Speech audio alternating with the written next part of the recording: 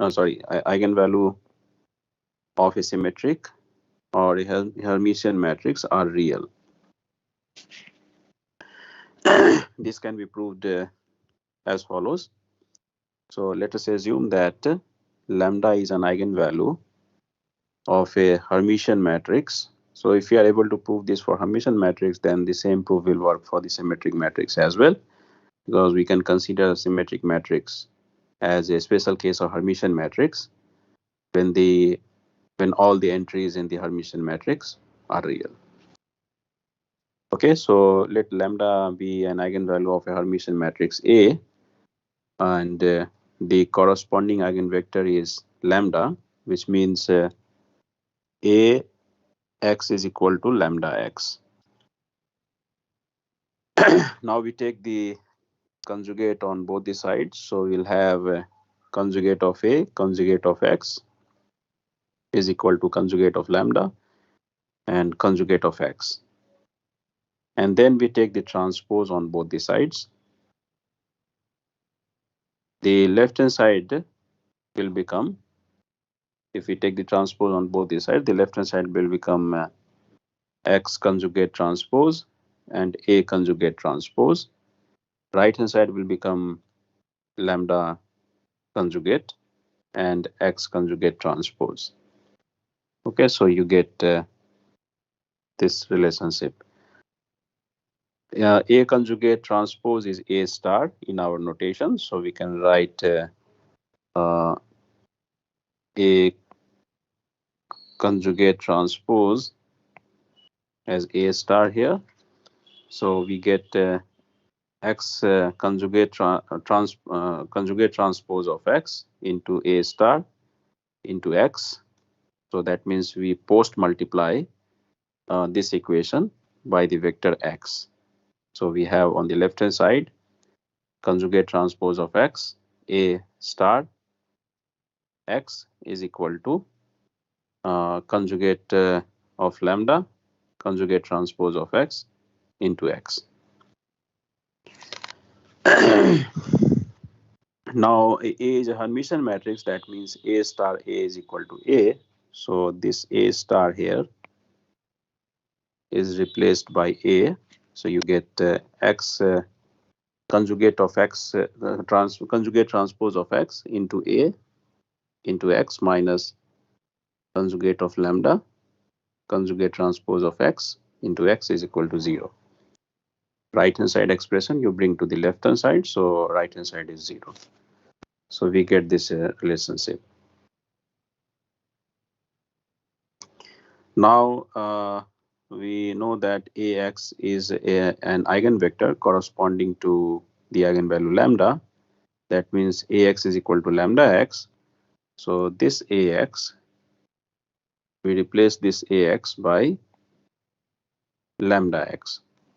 So you get x conjugate transpose lambda x minus conjugate of lambda conjugate transpose of x into x is equal to 0.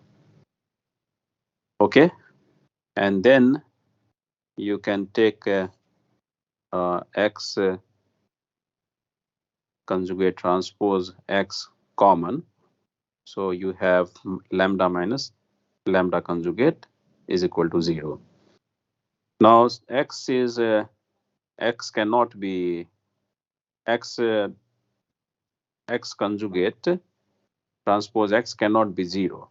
The reason is that when you do the expansion will come out to be x1 square plus x2 square so on to xn square.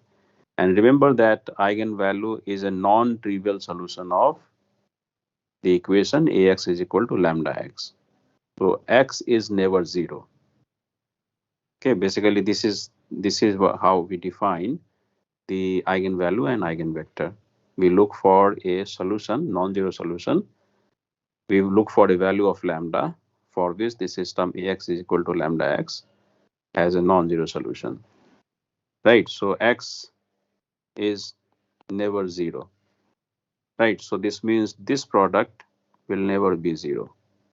Now if this product is not 0, that means the only possibility for this equation to hold is that we must have lambda is equal to conjugate of lambda, and this is possible only when lambda is a real number.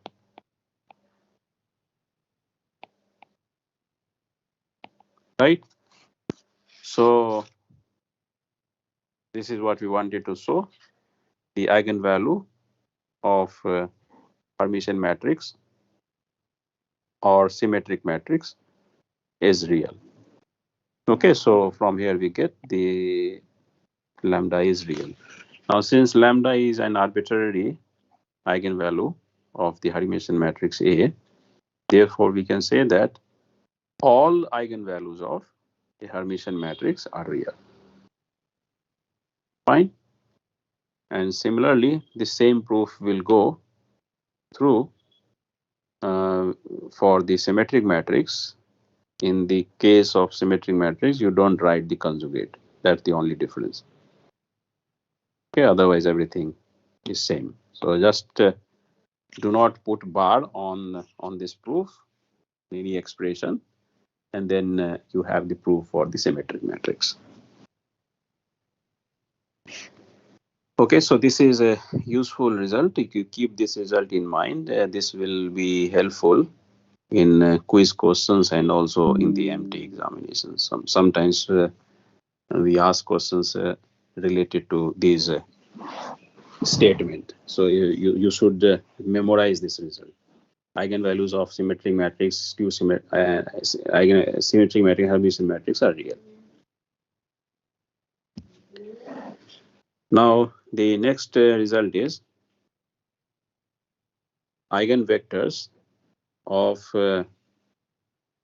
eigenvectors of distinct eigenvalues of a symmetric matrix are orthogonal. So you have a symmetric matrix, you find the eigenvalues of the symmetric matrix. If these eigenvalues are all distinct, then the corresponding eigenvectors are all orthogonal. That means if you take the inner product of any two eigenvector, the inner product will be 0. This is what we want to show. So let us consider two eigenvalues, lambda 1 and lambda 2 of the symmetric matrix A.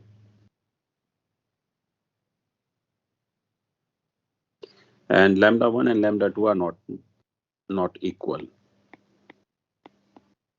So lambda 1 and lambda 2 are two eigenvalues of a symmetric matrix A, and they are not equal. Corresponding to lambda 1, let us assume that x1 is the eigenvalue and correspond eigenvector, and x2 is the eigenvector corresponding to lambda 2. So this means this relationship will hold. AX1 is equal to lambda 1 x1. Similarly, the second relationship will also hold. AX2 is equal to lambda 2 x2. Now, in this relationship, in the second relationship, you pre-multiply by x1 transpose both the sides. So you get x1 transpose AX2 is equal to lambda 2 x1 transpose x2. Get this relationship. Pre-multiply by x1 transpose. Now you start with the first one. And take the transpose of this equation. Take the transpose of this on both the sides. So you have x1, AX1 transpose is equal to lambda 1 x1 transpose. Fine. This implies x1 transpose, A transpose. You'll have A transpose here. So you'll have A transpose here, x1 transpose A transpose is equal to lambda 1 x1 transpose. But A is a symmetric matrix, so A transpose A will be equal to A.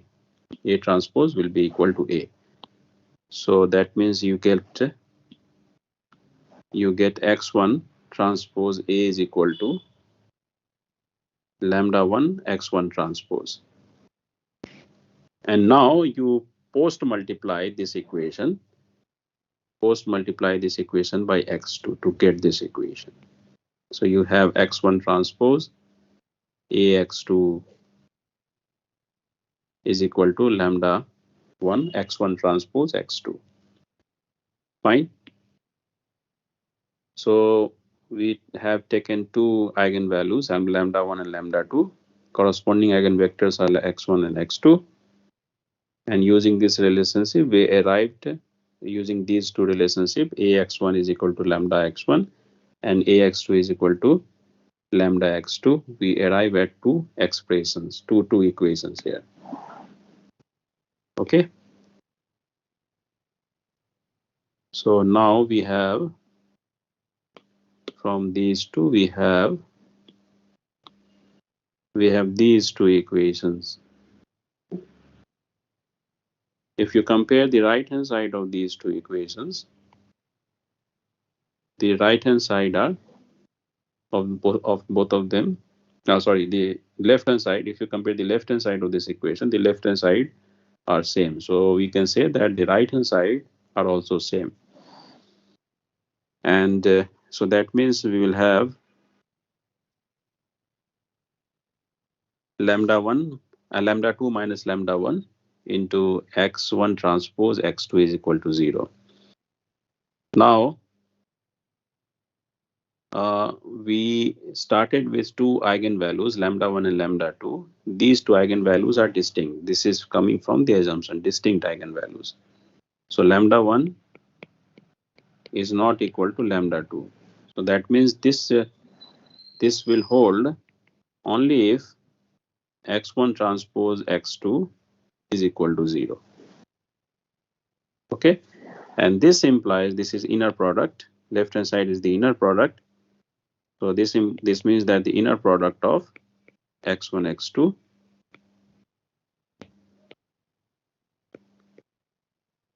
is 0. So from the definition of orthogonal vectors, we can say that x1 and x2 are orthogonal vectors.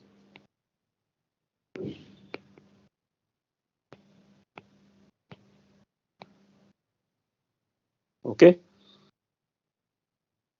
So we get the orthogonality of the vectors x1 and x2. Now, again, the vectors x1 and x2 are arbitrary vectors.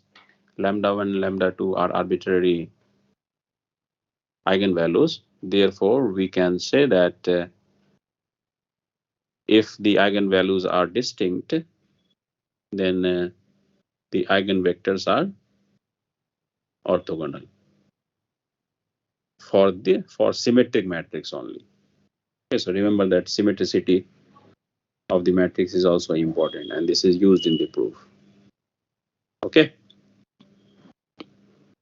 so this is the proof of this theorem. Now, do you have any question?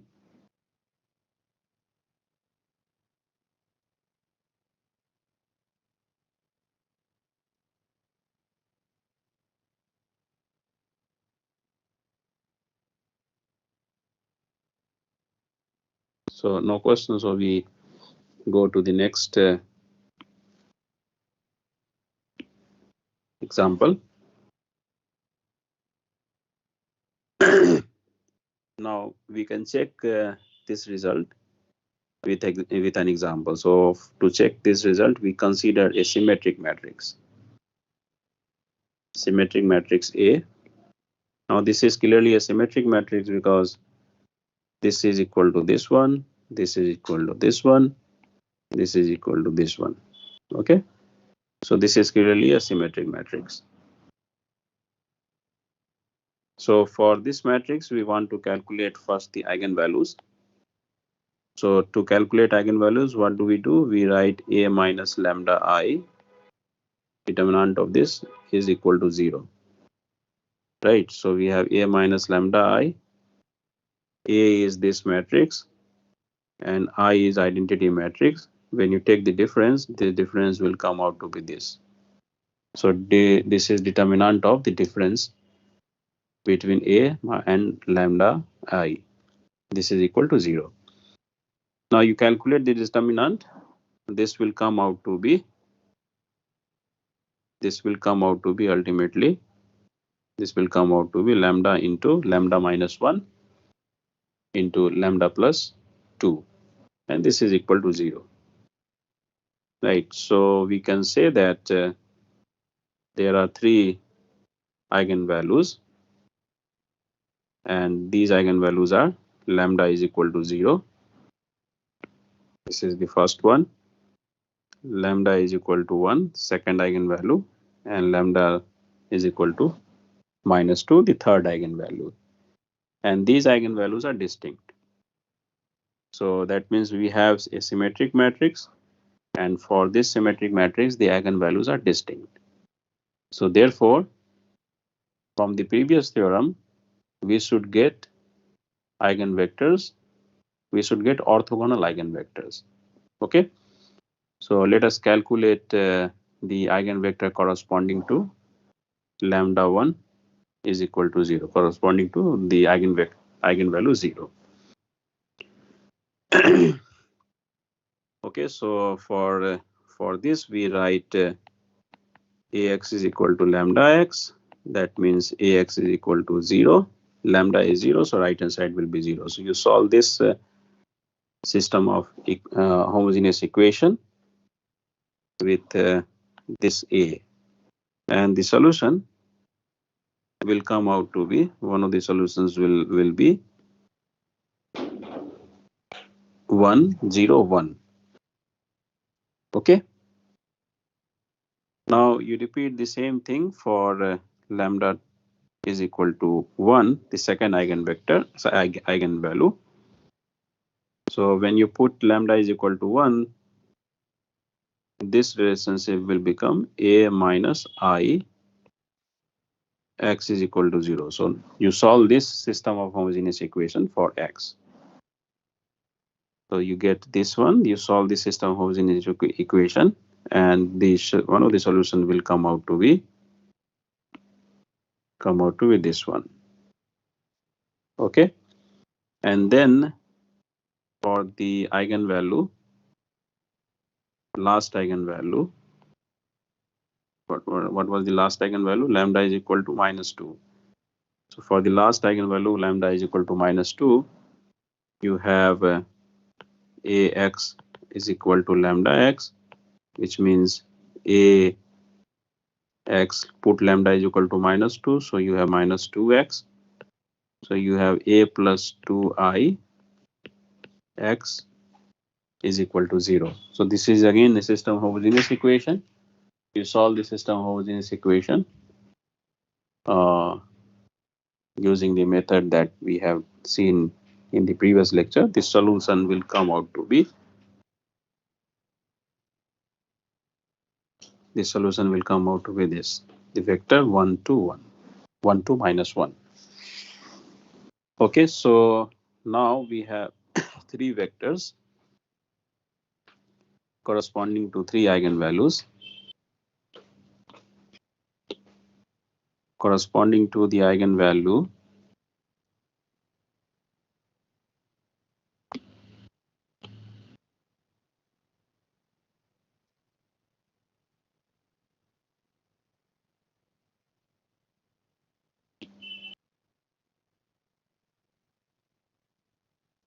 corresponding to the eigenvalue 0. The vector is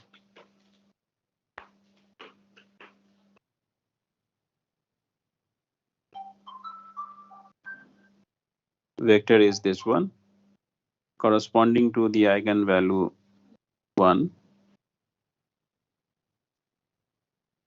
The eigenvector is this one. and corresponding to eigenvalue -2, the eigenvector is this one. So you can check these eigenvectors, these three eigenvectors. This is the first eigenvector. This is the first eigenvector. Oops. We have lost this slide. So let me come back to this slide. This is the second eigenvector and this is the third eigenvector. You take the inner product of these eigenvectors and you'll see that the inner product will be 0. For example, x1, inner product of x1, x2 is 0. Inner product of x2, x3 is 0. And similarly, the inner product of x1, x3 is also 0. So from here, we can say that x1, x2, x3 are orthogonal vectors. Okay. You can also check that these vectors are linearly independent. Okay. Fine. So we have a remark here which says that the upper triangular matrix, for example, this one is not symmetric, but the eigenvalues are all distinct. So converse does not hold. If you have a matrix whose eigenvalues are distinct, then this does not mean that the matrix is symmetric. So you have an example here.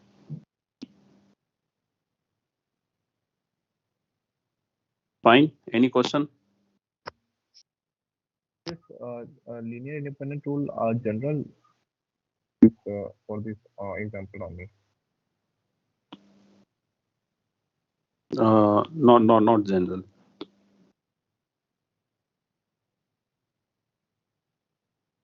But if you have distinct eigenvalues, then you will get linearly independent eigenvectors.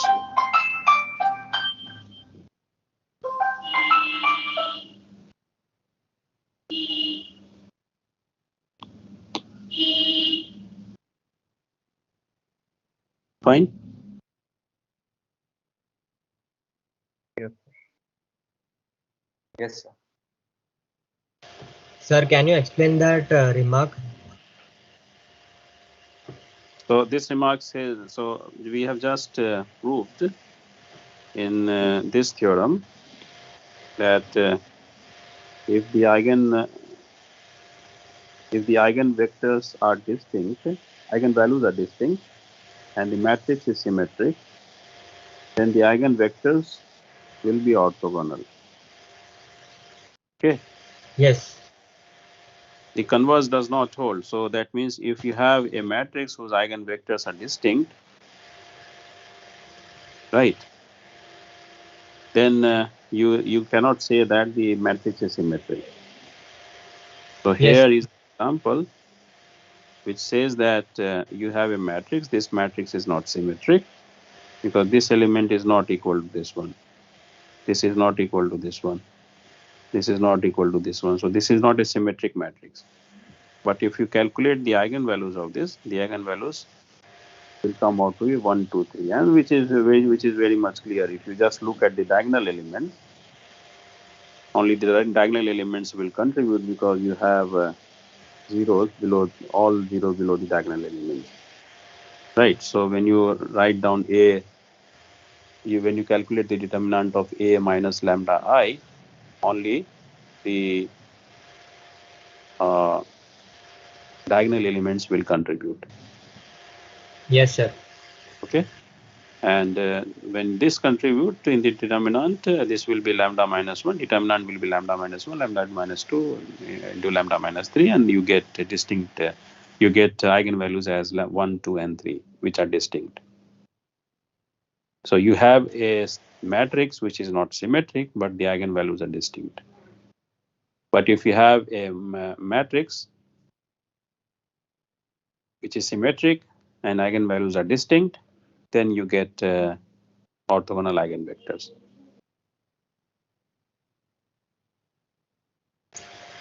Got it, sir. Okay.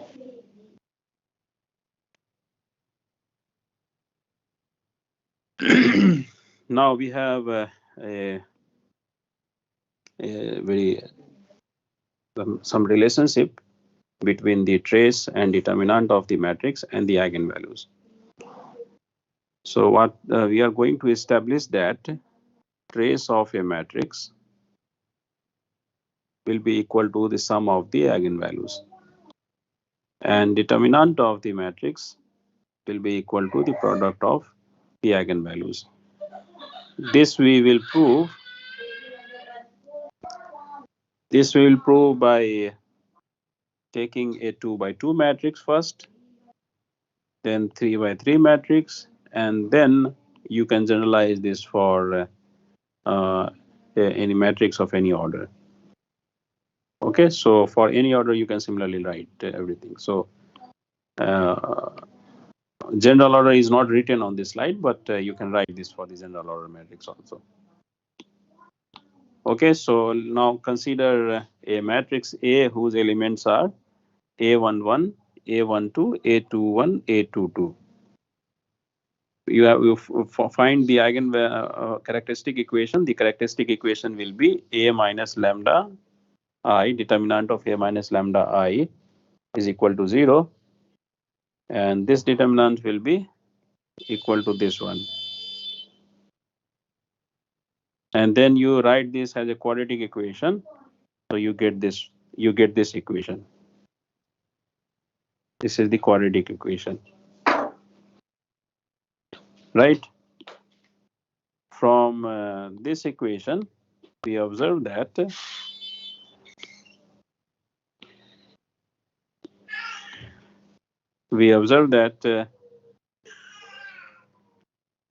this is the sum of the diagonal elements of A.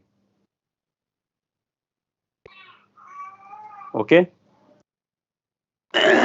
So you can write this as trace here, and you notice that this one is the determinant of A. So you write this as determinant of A.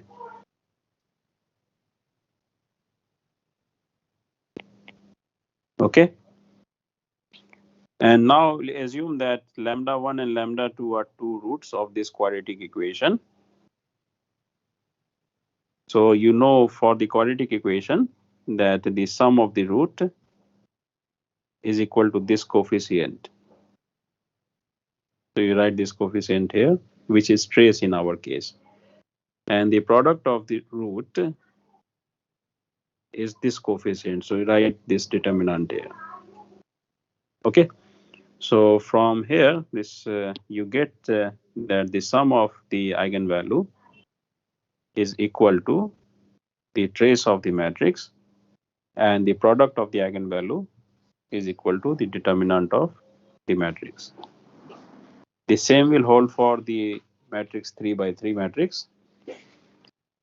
So you consider in a general 3 by 3 matrix whose elements are A11, A12, A13, A21, A22, A23, A31, A32, A33. And you write the characteristic equation, which is determinant of A minus lambda I is equal to 0. And then after some simplification,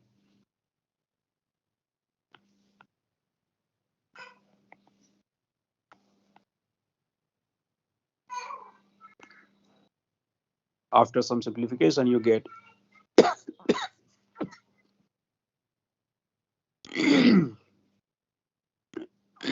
you get this cubic equation, and you will see that the coefficient of just like we express the coefficient of lambda in this quadratic equation as trace, in this case the coefficient of lambda square will be trace of A.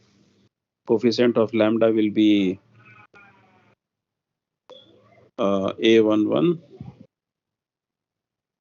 A22, A11, A22, A33. And what is A11, A22, A33? This is sum of the cofactors of the diagonal elements. Okay. And you'll also see that the last term will be the determinant, just like we have seen in the case of 2 by 2 matrix. Okay.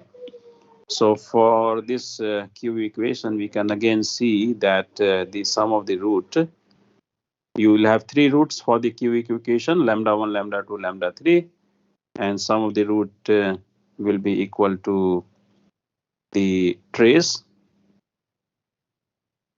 and the product of the roots will be determinant of A. And in addition, you can also see that lambda 1, lambda 2 plus lambda 2, lambda 3 plus lambda 3, lambda 1 is equal to A11, A22, A33, where A11 is the cofactor of the element A11, this little A11. Capital A22 is the cofactor of the element A22, little A22, and A33 is the cofactor of the element A, little A33. Okay, this relationship is not that much useful. Second one, but if this one and this one, the trace and the determinant one, is very useful. Right, so instead of solving the big matrix, you just calculate the eigenvalues and eigenvectors. So you just calculate the eigenvalues, and then you can from the eigenvalues you can immediately say what is the determinant of the matrix and the trace of the matrix. Fine. So you can generalize this result for any matrix of order n by n. Okay, any question here?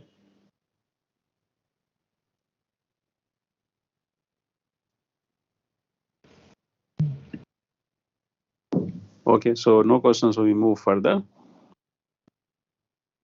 Now we we are going to see a very important result in this section, eigenvalues and eigenvectors. This result is known as Cayley-Hamilton theorem. This theorem says that for any square matrix, you take any square matrix A and define. Okay, so this is this.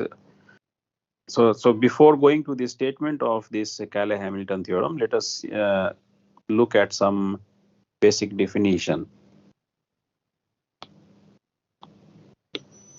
So it says that for any square matrix, the expression which is Fa, which is equal to An into capital A raised to n plus An minus 1 into capital A raised to n minus 1, so on, A1 into capital A plus A naught I, where these an minus 1, A1, A naught, these are known constants.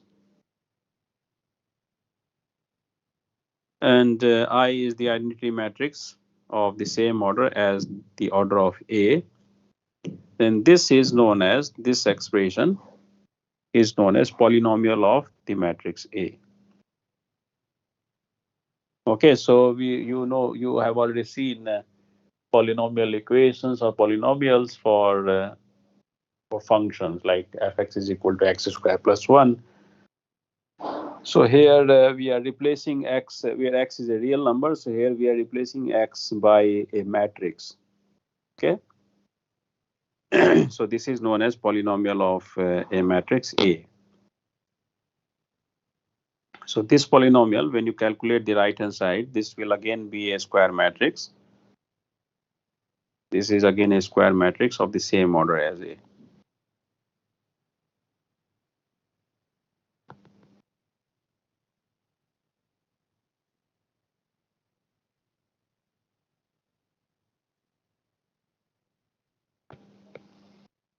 Okay.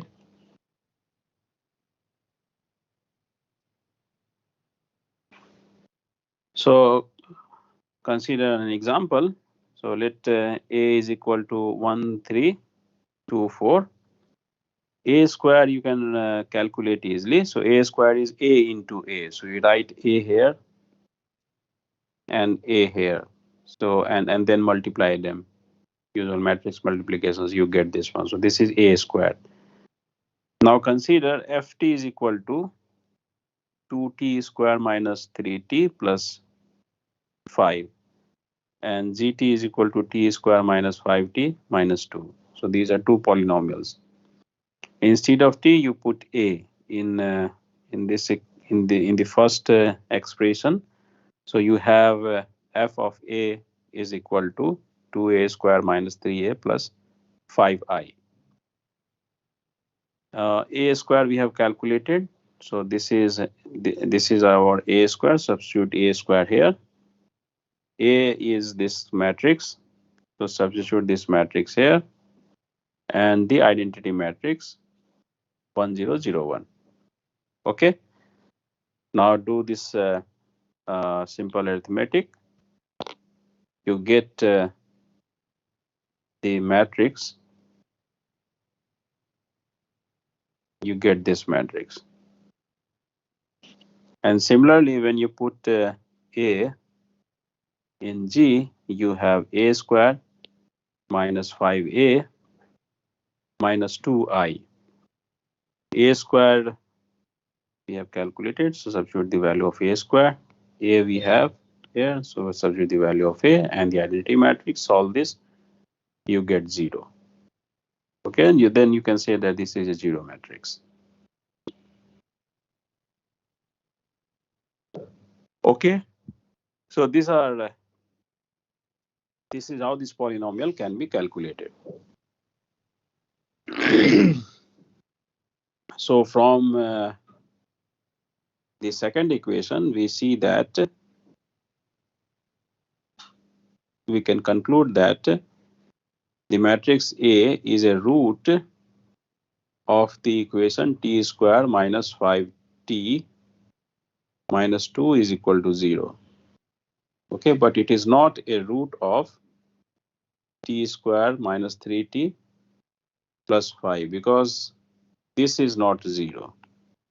Okay, so A is a root of the second equation, but A is not a root of the first equation.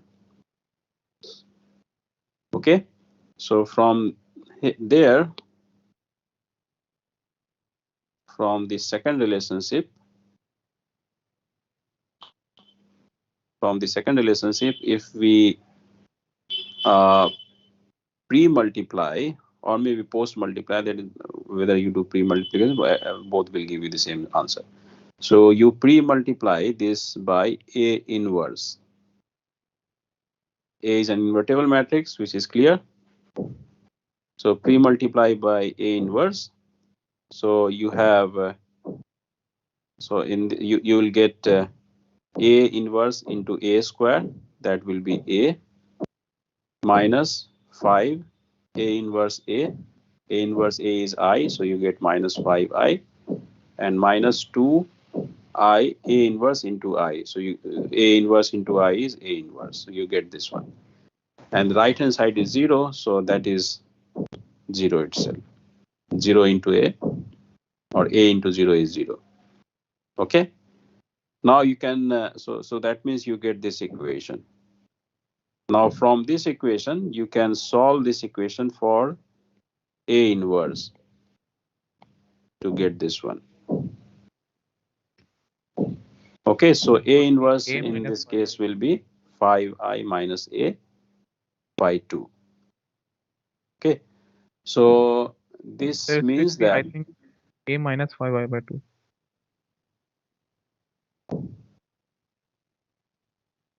yes, that's true. So let's put the minus sign here.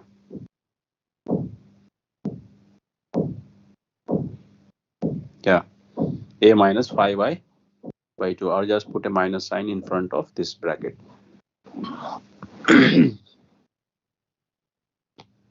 Okay, so this polynomial is useful now. So if A is a root of a polynomial, then you can find the inverse of A.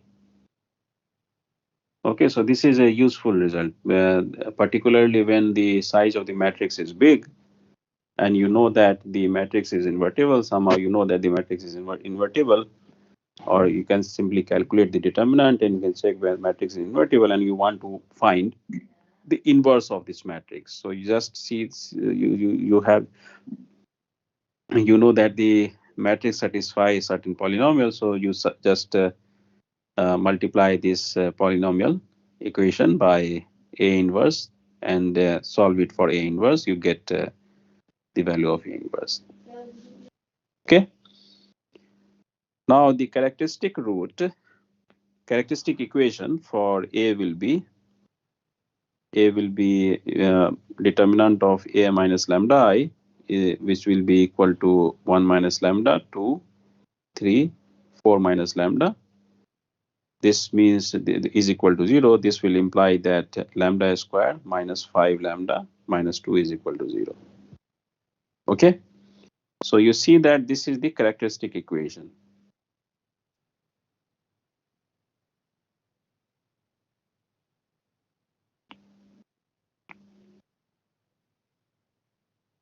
And if you compare this characteristic equation with the function g,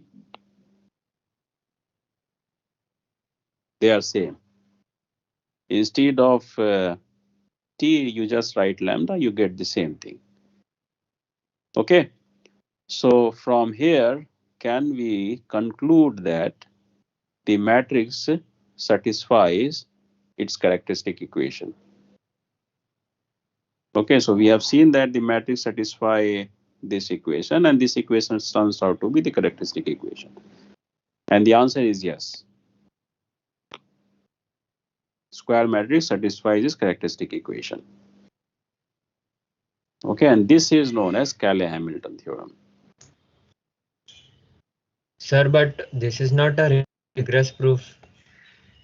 This is not the regress proof. The regress proof will not discuss because this is a more advanced level algebra course.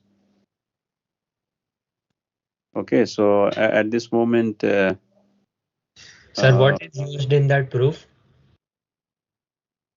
you may need some definition of bases, vector spaces, you know. So we are so since this is a 001 course, BTech level course, first year BTech level course, so we do not want to go into too much detail. Okay, sir. Right. In fact, if you search linear independence, linear dependence, you will see that there also the notion of vector space is used. Okay. So I gave the presentation in such a way that we do not go into these technicalities. But if you go for more advanced level course on algebra, linear algebra, then you will see all these things. Vector spaces, I think that will be the beginning of the course. So here you only know what is addition and subtraction, what is multiplication. And you know that if 1 plus 1, you know that if I add 1 and 2, you get 3. Right? So this is one way to define addition. There can be a different way to define addition. Right? Similarly, you have multiplication. 2 into 3 is equal to 6. So there you will have a different way of multiplication. 2 into 3 will not be equal to 6, something else. Okay? Right. So those operations will come into picture, and the things that we are doing is a special case here. So I do not want to go into too much detail in those abstract setting where the addition and the multiplication are also defined in abstract way. Okay, so so proof is not part of the course. If you are interested, you can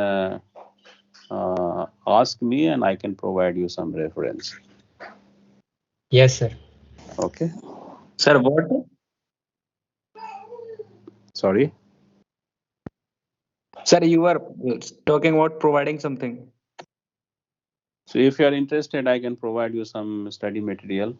You can look at the proof. If you are able to understand it well, that is very good. But if you do not understand that, don't get disappointed. This is not part, because in mathematics you have to go. You have to climb these stairs one by one. You cannot climb these stairs. You cannot directly jump to the rooftop. You have to go through stairs. You take one step, another step, another step, and then you go to the top rooftop. Sir, can Okay. we take reference from some book? Send me an email. Okay, and I will reply to that. Okay. Sir, what should be written in the email? You just ask me. You want to learn the proof of Cayley-Hamilton theorem or vector spaces. Okay. Yeah. So Cayley-Hamilton theorem says that every square matrix satisfies its characteristic equation. And I said the proof is not required for this course. Now we will verify Cayley-Hamilton theorem for a square matrix. And then using this result, we will find the inverse of A, just like we did in the previous example. Okay, so for this, let us consider a matrix A is given here. Now, to verify the Cayley-Hamilton theorem, we first calculate the characteristic equation. So characteristic equation of A will be determinant of A minus lambda I. I in this case will be of order 3, identity matrix of order 3. So that is why you see I3. This is equal to 0. You substitute the value of the matrix A here and the identity matrix, you'll get this one. Okay. You calculate the determinant, do some simplification. These are elementary simplifications, so you can understand these simplifications easily. So finally, you will come with this expressions lambda cube minus 3 lambda square plus lambda minus 3 is equal to 0. This is the characteristic equation for the given matrix A.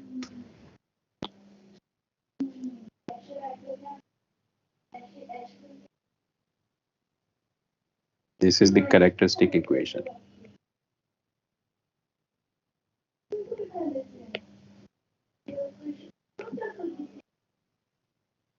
Cayley-Hamilton theorem says that A should satisfy the characteristic equation. That means we have to verify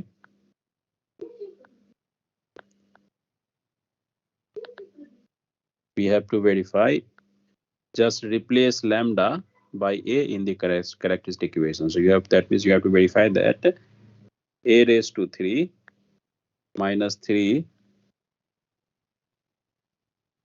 A square plus A minus 3 is equal to 0. Okay, this we want to verify. Fine. To verify this, I need A raised to 3. So first of all, I'll calculate A raised to 3. So for A raised to 3, I need A raised to 2. So calculate A raised to 2. A raised to 2 is A into A. Do the usual matrix multiplication, you get this as A square. And then use this A square multiply this by A again. So you get A raised to 3 as this. Okay.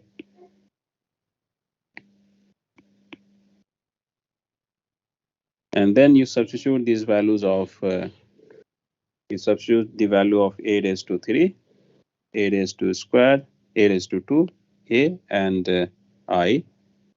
So A raised to 3 is this one, A raised to 2 is this one, A is this one, and I is this. When you do this, you will get, when you solve this, you will get this 0 matrix, which is of order 3. So we have verified that A satisfies its characteristic equation. Okay, so the first part of this question is done. We have verified that A satisfies the characteristic equation, or or you can say that we have verified that the Cayley-Hamilton theorem holds for the given matrix A. Now the second part of this question is to find the inverse of A. So as we have seen in this previous example, we start with the characteristic equation. We start with the characteristic equation. So characteristic equation we have obtained. This is the characteristic equation. Now you multiply this equation, pre-multiply or post-multiply, whatever you want to do, by A inverse. So A inverse, when you pre-multiply, A cube will become A square. In second term, you have minus 3A squared. So this will become minus 3A. Third term is A. A inverse A will be I. So this is I. And the last term is minus 3 I3. Multiply this by A inverse. So this will be minus 3 A inverse. Okay. And from here, you solve this for A inverse. So you get this. Okay. This expression. Now A raised to 2 we have already calculated. A we already have. So just substitute the values of A raised to 2 from the previous slide. Substitute the value of A and the value of I and solve this. You will get this one. And this is inverse of A. You can check. You find the inverse in the usual way, and then you can check that this is indeed the inverse. Okay, so this is a useful result to find the inverse of